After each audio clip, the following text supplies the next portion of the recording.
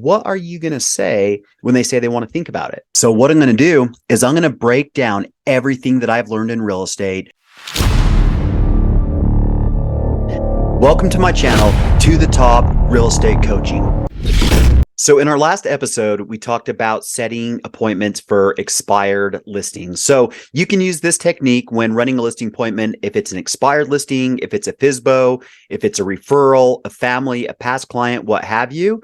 I run this 99% the same every single time. So what you want to do is you want to prep before you leave your office or leave your home.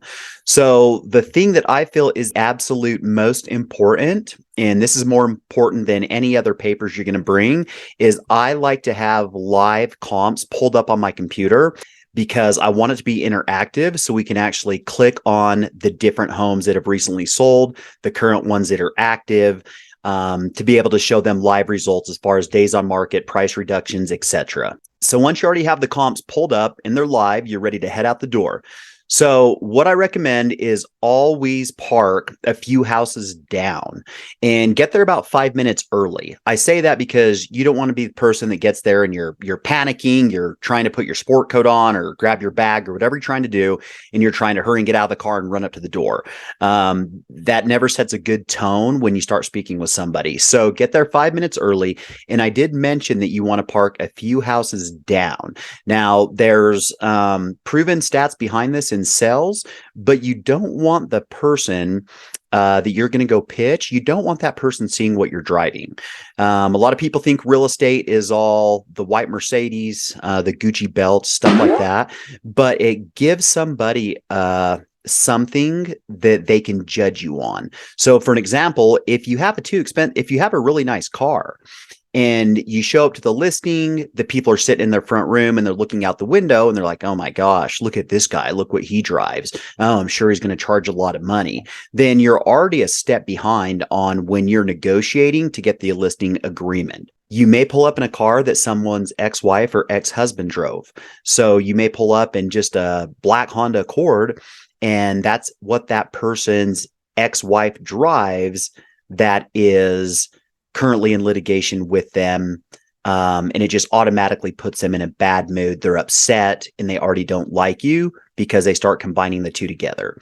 So there's a lot of stats behind it in sales, regardless of what it is. Anytime you're in an outbound sales, going into business or going into a home, you want to do everything you can do where that person cannot judge you, besides what you have to offer and if they want to work with you or not. So once you parked a few houses down, you've got there 5 minutes early. You also want to be able to get out of your vehicle, and you want to be able to, if you're going to look in the mirror or straighten your collar, straighten your tie, whatever it is, you want to do that where you're already walking up to the home 100% ready and 100% prepared. You want the first impression where you're on your game, you're very precise, you're very professional, you're not shuffling things around because you don't ever have a second chance for a first impression. And regardless how cliche that is, it is very true. If you've ever noticed, you go to a car lot, you go to RC Willey's, that's a furniture store here, but you go somewhere to buy something and you see the salesperson walking towards you. Have you noticed that you immediately make a decision in your head if you're willing to talk to that person or if you're not willing whatsoever? If you'll think about it, probably 9 out of 10 times you go to purchase something, let's say for a car, you see the person walking towards you and right away you say, oh, I don't want to work with that person. They look at you and you say, hey, I'm good. I don't want anything. I'm just looking, right? But every while you'll notice there's someone that walks towards you and for some reason you tell them what you're interested looking in and you allow that person to start helping you and have a conversation with you. So the very first thing when they see you, you want to come across as neutral as possible. You want to be sharp. You want to be on your game. You want to be on time, and you don't want to leave any of those variables up to chance. When they open the door, you want to say hello. You want to be energetic. You want to thank them right away for their time and allowing you into their home. So you want to say, hey, I really appreciate your time and I really appreciate you allowing me into your home. Would you like me to take my shoes off? always ask people that because it's going to show them that you respect their property and that you're a respectful person. Regardless of the condition of the home, I always ask if they'd like me to take my shoes off. So once I ask that and they say yes or no, I proceed forward and I say, hey, I look forward to seeing your home. Do you mind giving me a tour? I always ask for a home tour, and I would say 99 out of 100 times you will get the tour. So before touring the home, I always like to set something down where I know I can circle back to it. So for my example, I always have my bag with me, a small briefcase, and I say, hey, do you mind if I just set this on your table? And then we'll just start with the upstairs. They say, sure. So I always try to get it where my bag or my belongings, ladies, if it's a purse, if it's your computer, what have you, I always try to leave it on the kitchen table because I know that I'm going to be able to circle back to that. And that's where we're going to focus on negotiating and getting the listing agreement signed. So right when we start walking, I always get out my phone and I just say, hey, do I have your permission where I can take some notes about the home and maybe take a few photos? People always say, sure. I always joke and I just say, I just want to make sure you don't think I'm texting on my phone. I just use my notepad in here to take some notes about your home and some things that stick out to me. So they agree to that. So I usually start with an upstairs. I start walking through. I'm always interested what they've done to the home. So this is a great time where you can start building rapport. You can start asking, hey, so how long have you lived at the home? What have you done to the home? Were you the one that did this? Were you the one that did that? You know, maybe show me some of the recent updates that you've done, because people like to show off their work that they did and they like someone to be excited about it. So I always make sure that I ask what they've done to the home, what they like most about the home. I think that's a really important question. What do you like most about the home? I also like asking them, hey, if there's one thing about the home that you can change, what would that be? And that will kind of lead you on to where they're headed, where they're going next, and maybe how you can help them on the next home. So once I've done the home tour, once I've took notes, if there's anything that sticks out, like an amazing view, a great master bath, what have you, I would say, oh my gosh, you know, this view, it's amazing. Do you mind if I take a photo of it? Or this closet is huge. So many people love these walk-in closets. Do you mind if I take a few photos? You're already showing that you're genuinely interested in the property, and it already starts to make it where you're assuming the sell. So there's also some other words that you can throw in there, which it's up to your comfort level, but I say certain things of, oh, I know exactly how to market this property, or, oh, I know exactly how to get my photographer to get angles on this just to show off the view in the background of the master bedroom. So I start doing things that already show ownership and are already assuming that I'm going to be the listing agent. So once we get done at the home tour, we've usually circled the upstairs, circled the main room. If there's a downstairs, we've went down there. Once we go back up and we're talking, I just start naturally heading back to the table, if it's a living room table or kitchen table that I set my bag on. So I walk back to it and I say, hey, do you mind if I take a seat here and we can sit down and we can go over the details? So once I pull up my iPad and I'm starting to pull up the live CMA of homes that have recently sold and homes that are active right now, I go into my pitch. I like to talk up and build up their home. So I say, hey, you all have a wonderful property. I really like the area. There's a lot of great things around it. I think that we can do really good on this. Have you two talked about price as far as what you want to ask for the home? If it's an expired listing, that's relatively easy. You can say, hey, and I know last time you had this listed, you had it listed. It looks like the last price reduction brought it down to $550,000. Does that sound correct? Yes. Or they're going to say, oh, hey, well, if it's not an expire, they're going to say, oh, hey, well, you know, we were thinking 550,000. And I'll say, okay, wonderful. Did you notice maybe a neighbor's home or something that you're basing that price off of? And I like to hear their story. And when they're telling me the story, how they came up with the price or what their last price reduction was, I slowly start turning around my computer and I acknowledge what they have to say. And I say, okay, great. Let me just show you where some of these numbers line up. And this is actually data that is in the MLS where homes that are very similar to yours in this area, this is what they actually sold for. So you'll see right now what they actually listed for, if they did any price reduction. And what I feel is very important is how many days the home was on market. So let's take a look at these and let's see which ones that we feel are the most similar to your home. So we start going through these, and people do like to look.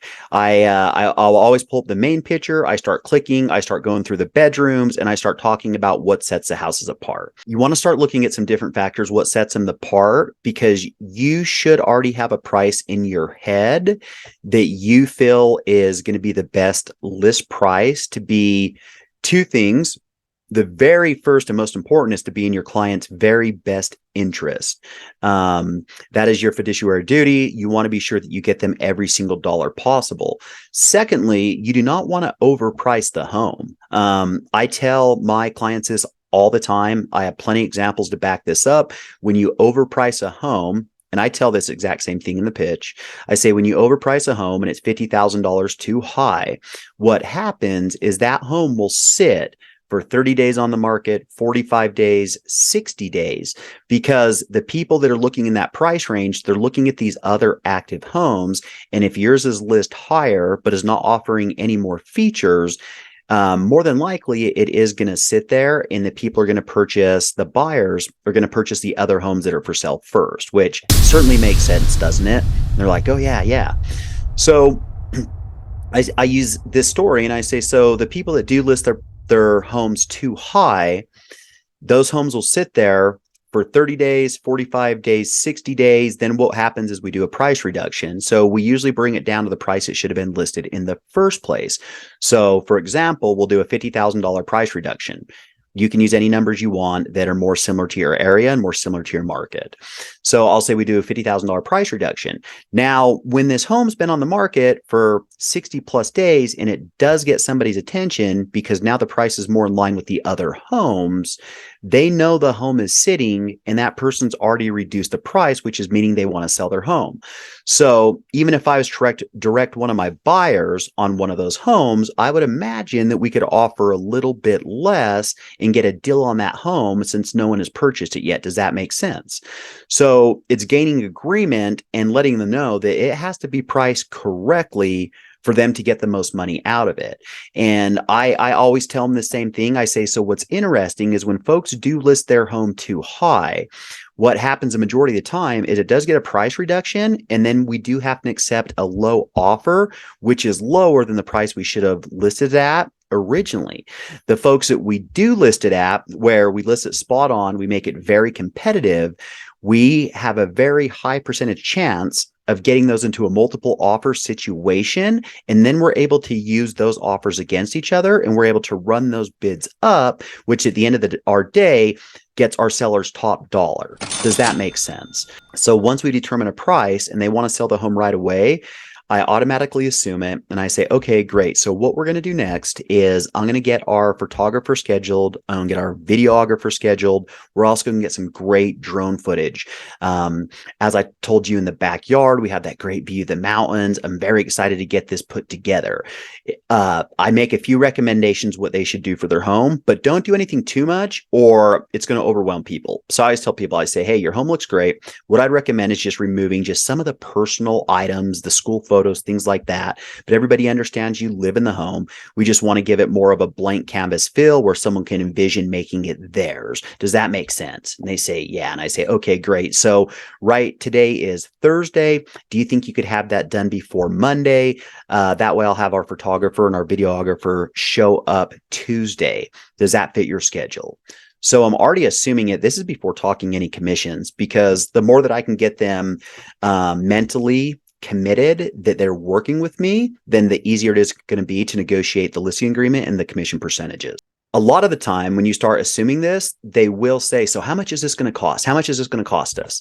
That is where I will start turning and going into the negotiation. If they don't bring it up, I will say, hey, is there any additional services that you feel that you need? Because I do have some that we offer. For example, we have an additional service where we have a cleaning company come in, they clean your windows, they clean the carpets, they clean the walls. Folks that will come out, they'll professionally landscape the house. Would you like any of those? If the home is immaculate, I always tell people, I say, hey, we do offer some additional services, some window cleaning service, interior cleaning, exterior landscaping, but your home is very nice. I don't think you need that. And I'll tell them that way, because what happens next is I pull out what I have as a service menu, and that breaks down the different things that we do. So I have it broke down where I have a silver, a gold, and a platinum. So on the service menu, I'll say, okay, great. So since we're not doing these additional features, you don't need these things over here in the platinum package. What I'd recommend is choosing what the majority does, which is our gold package. And that includes, and I go through the different services that it provides. So I tell them where we're going to list it, how we're going to market it, the photos, the videography, et cetera, et cetera. Don't ever put the price on the packages because that's going to ruin your negotiating skills no matter what. So on mine, I go through the gold package and I'll go through and I'll just say, hey, does that make sense? And they'll say, yes, great. Or how much is it? And if you act as something's a big deal, they're going to act as a big deal. I promise you that. So it's where you want to say it very smoothly and very confidently. So I'll say, okay, great. So the gold package is 6%. Totally assume it. So you'll want to say, great. So we'll move ahead with this package. This does include us doing an open house for you. So we'll have the photographer come Tuesday. Along with the videographer. He'll also do some drone footage. We'll start putting everything together. And what I'd like to do is have you review the ad that I build. I took a lot of notes on it, so I think I can do a really good ad on this house. It'll get some attention. And then what we'll do is have it go live Friday. And I'll just need you to leave the home Saturday. I always do my open houses from 10 to 2 p.m. Does that work for you? And that's you gaining agreement to get them to say yes, because then you can say, great, just go ahead and sign here. This will give me permission to get started for you. And then you're going to put the listing agreement in front of them. I always like to have the listing agreement printed out. I know you can do them digital. I know you can do them on your iPad, your computer, your phone if you want to. There's sometimes my stuff has an error or it can be too small for somebody to read and they're trying to zoom in. I always like to have 2 copies because they'll sign one. I'll say, great, I just need your permission right here. Go ahead and sign. And then I have the second copy for you. Once I put that in front of them, if they don't sign it and they want to think about it, which you're going to get the majority of the time, there's some people, but not a lot of people just say, okay, great. And they just sign it. Right. So a lot of people, especially if this is expired, FSBO, something like that, it's not a part of your SOI. It's going to be a little bit more challenging. So someone will usually say, well, and it's usually for me, husband and wife looking at each other and like one of them, they're trying to see if they're on the same page as each other. Right. If one of them says, well, yeah, hey, let us think about it. So if they want to think about it, the majority of the time, they are thinking about if they want to pay that commission that you presented. Every agent, they already know agents, a friend, a family member. There's already agents out there that have already told them 1% I'll do it for, things like that. So if they want to think about it, just know that you need to overcome the objection as far as paying that commission, or you need to negotiate to a lower rate that you're both comfortable with. So when you get the objection, which you're going to get more often than not, people are going to say, I want to think about it. What I like to come back with to overcome that with is I say, hey, that's totally understandable. What I have found out from doing this over the years is when I leave, people usually want to think about one of 3 things. The very first one that people think about is, do they feel confident in me selling the home? Do they think that what I offer, the package that I offer, do they think that will get them top dollar? The second one they think about is, do they want to work with me? We're obviously going to be talking to each other every day. I'm big on communication, so I like to call in the morning or just send a quick text, give an update what we're doing. So a lot of people are going to think if it's a personality fit. And the third one that some people think about is if they feel that they want to pay the fee to be able to work with me. So I got to ask you, and you won't hurt my feelings, but as far as the first one, if we were to put all money aside, do you feel that I would do a good job selling your home? I would communicate well with you and get you every single dollar possible. I like to ask them that question. And usually the majority of the time, 99 out of 100 times, if you've done it right, you've done somewhat of a good job and been confident, then they say, oh yeah, I think you'll do a wonderful job. I think you'll do a good job. What about you? And they're, looking at their spouse and they say, both agree. Yeah, we think you do a good job. Okay, great. The second one, this one's kind of an icebreaker. It kind of makes them laugh. And I just say, okay, well, if you feel there's a conflict in personality and you don't want to work with me, but you like what we do, I can definitely have somebody else from our brokerage come out here and they could assist you. Is it me that you don't want to work with? And that one, they always chuckle. People say, oh no, hey, you're great. We really like you. They kind of start giggling. And I say, okay, so is it fair to say what you want to think about and what you're unsure of right now is on the fee to be able to work with me? Majority of the time people say, well, yeah. I've had some people just start saying, oh, well, hey, we talked to this other guy. He was here before you, or this other gal, and they said they do the whole thing for 3%. A lot of people just spill the beans, and you know what you need to, where you need to start. A lot of people will just say, yeah, I'd probably say that's fair for me. What about you, hun? Do you kind of feel that way? And I tell people, hey, it's totally understandable. I've been doing this a long time. There's a lot of different people out there that charge different rates. Now, you'll notice on my service menu, I didn't even have a bronze package listed because that's what most agents do. There's a lot of agents out there, which I call a dead stick agent. All they're going to do is put a sign in front of the house. They're going to put it on the MLS, and that's about where they stop. With what we do a lot of other services, and I start talking about what I have in my gold package that I presented them. So I start saying, hey, so, we do the photography, we do videography, we do drone footage, we market online, we put it on our YouTube channel, we put it on our Facebook pages, we put it in the neighborhood Facebook groups, whatever your pitch is, whatever you do, if it's sending postcards, sponsored ads, building a website for the home, whatever it may be. So I like to go over that stuff with them. And I say, and obviously the 6% that we spoke earlier, that's a total commission. So out of that money, we're also paying the buying agent. We give them half of that for bringing a qualified buyer. Does that make sense? And they say, yeah.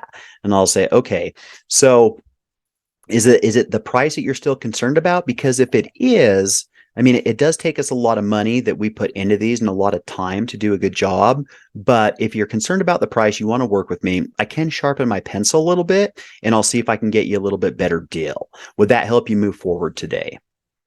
Some people say, yeah, well, hey, what can you do? How I like to present this is saying, well, I'll tell you what. So what we can do is I could charge you the rate for the lower package, which is the silver package, and I will still include the items that we spoke about in the gold package. I do this for my friends and family, and I'll call my broker and I'll ask if I can do the same thing for you. If I get him to agree on this, would that earn your business? And are we able to start moving forward on this together? Most people are going to say, oh, well, how much is a silver package? And that's going to bring it down to a 5%. So on your home of 525,000, if it sells, which we're going to try to sell it for that. So that's going to save you about $5,200. I do want to make sure you're aware of this, though, just so you know where the money's going. We still need to pay the buyer's agent a 3% commission to make sure that they don't look past your home or try to get their buyers in one that, unfortunately, some agents will do this and they'll try to get the buyer in one that pays them more money. So we still want to give them 3%. So I'll actually be taking that money, that discount, but I will commit to you this. I do commit that I will put the same time, effort, and energy into this, and I will still negotiate the best I can on your behalf to make sure you get every dollar possible. Does that sound fair? Most people on this will say, yeah, that sounds fair. I'll say, okay, great. And I'll put the agreement back in front of them. And I'll say, go ahead and just sign here. This will give me permission to get started for you. I've still had some say, you'll still run to some people, they don't want to sign. And they'll say, oh, well, hey, we don't want to sign anything. We want to think about it and give us a call tomorrow. What I've learned on listing appointments, if this is not a friend, family, or an SOI, so if this is a FSBO, if this is a lead, if this is an expired, and most these people will turn into a ghost. They will turn into a ghost.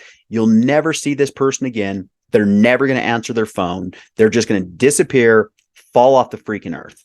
So I will try to get them to sign the listing agreement right around 4 or 5 times before I start giving up and before I start packing up my things. So if they say, oh, hey, well, we still want to think about it, and I'll say, understandable. A lot of people do, but let me just ask you this to make sure that I present what I do correctly. If I was to do this service for you at free of charge, I was to do it for no cost, I was going to list your home, I was going to do X, X, X, X, I was going to do it, and it's going to cost you 0 money, would you move forward? A lot of people will say, well, yeah, well, we'll move forward. And I say, okay, wonderful. I can't do it for free. I definitely can't lose money on the deal, but there's got to be somewhere between free and somewhere between the 5% that I spoke about where we can come to terms and both of us will be happy and both of us will feel good moving forward. Does that sound fair? And I've had people say, oh, well, and then the truth comes out. And I've had people say, oh, well, my nephew just got his license and he said he'll do it total for 3%. And I'll say, okay, wonderful. So do you know how much he was going to pay the buyer's agent? Anyway, you're going to get into negotiation right there. You're going to start talking about that, where I tell people, a lot of the ones that don't have any money to work with, they're not paying the buyer's agent any money to try to get their buyer to buy the home. A lot of these start sitting on the market. As I told you earlier, once it starts sitting on the market, you're going to lose well over that extra $10,000 that you'd be paying in commission. So if somebody says they want to think about it, it's just a very kind way to tell you that they're not interested moving forward with what you've currently presented. And there's either something there that they don't either have faith in, they feel you're not the person fit for the job. But keep this in mind. Don't take it personal. It comes down to the money. I would say 90% of the time, how much you're actually going to charge. So when you're sitting in your car, you get there 5 minutes early, you're ready to go in. You already know this objection is going to come. You already know you're going to get done. You're going to go in, you're going to build rapport, you're going to do the home tour, you're going to sit down, you're going to go over the comps, you're going to figure out what price everybody agrees on. You're going to tell them about the services you offer. You're going to ask them to sign the listing agreement. You're going to assume the sell and start building it up basically that you're their agent. You're going to move forward. You already know that they're going to want to think about it, right? So get there 5 minutes early. Those 5 minutes early are very, very important because you're going to be running it through your head, regardless of how many times you've done this. You're going to be running it through your head. What are you going to say when they say they want to think about it? If you already have that in your head and you know the lyrics, you know how to overcome that objection, you're going to have 200% better chance of overcoming the objection and getting it signed, because it's going to come out of your mouth with confidence and you're going to be able to say it very smoothly and with conviction versus just stumbling for words. And someone says, I want to think about it. And I've seen agents, oh, hey, that's wonderful. We'll call you next week. You will not survive in real estate with that closing ability. I know someone will comment and someone's going to say, oh, I've been in real estate 20 years and I'm not pushy. Maybe. Some people, sure. Not me. I'm not good looking enough. So that's a very quick version how I run a listing appointment. There's a little bit more to it that I'll go to in the next episodes, and I'll get into a little bit more detail on them. But I hope you enjoyed the content. I really appreciate it. If you like this video, please subscribe, give me a thumbs up, comment below if there's any other topics that you want me to cover in the upcoming videos, or even objections that you've got, and I can comment below and try to give you some ideas how to help get you over them so you can make more money, you can close more deals. The next episode is going to be on leads. So I think this will be a good one. Stay tuned for the next episode and we'll see you at the top.